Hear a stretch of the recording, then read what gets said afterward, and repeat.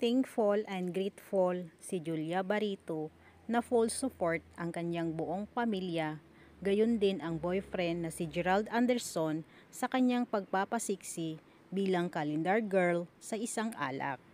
From the very beginning, as always and in anything that I do, palaging involved in my family and my loved ones and of course also my partner, sabi ni Julia in an interview.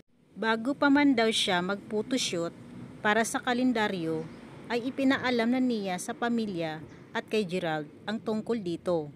Sobrang blessed nga raw siya for having a strong support system.